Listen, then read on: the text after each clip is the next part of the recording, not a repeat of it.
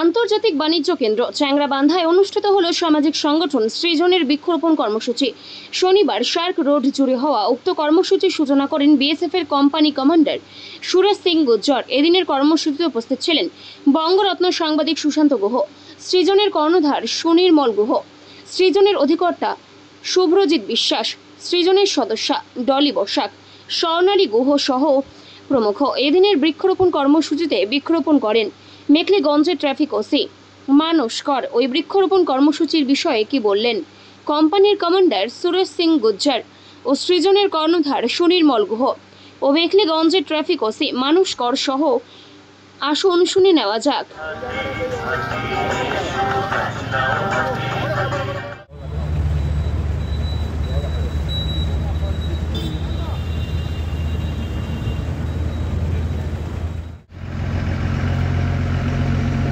Sir একটু দেখবেন sir, sir দেখবেন স্যার।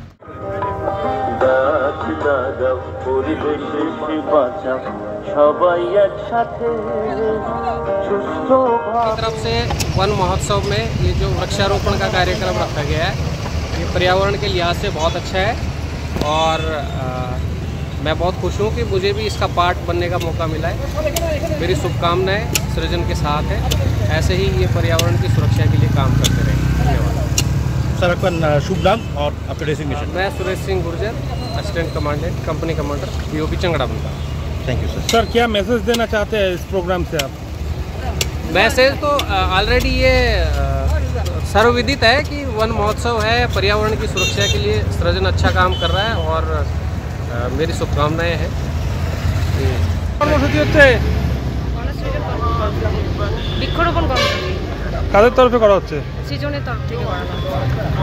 কি বার্তা দিচ্ছেন আপনারা এর মাধ্যমে? গাছ লাগালে একটি গাছ একটি প্রাণ বাঁচান। আর এই যে এখন চারিদিকে যেটা চলছে, আমাদের অক্সিজেনের খুবই প্রয়োজন, তাই জন্য বলবো যে সবাই গাছ লাগান। আপনার নাম? ডলি বসাক, সৃজনের সদস্য। দেখুন, আজকে আমাদের আগামী 1 জুলাই থেকে 7 জুলাই আমাদের সারা দেশব্যাপী আমাদের বন মহোৎসব।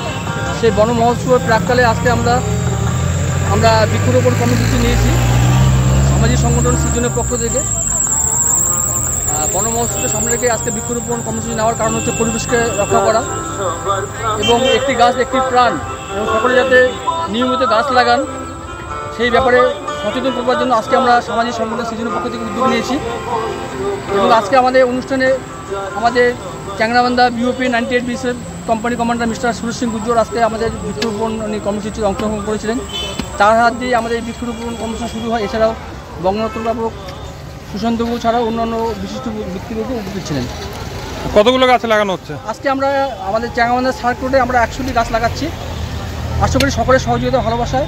আর এই ব্যাপারে আমাদের পূর্ণাঙ্গ সহযোগিতা করেছেন সোনম এক্সপোর্টের সঞ্জিত কানু, তাকে আপনার চ্যানেলের মাধ্যমে অনেক অনেক অভিনন্দন। বৃক্ষরোপণ খুব ভালো জিনিস।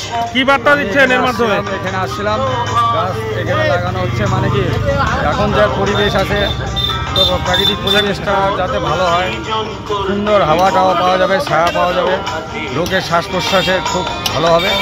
গাছ লাগানো খুব ভালো উদ্যোগ, সামিল হতে পারে, আমিও খুব খুশি হই।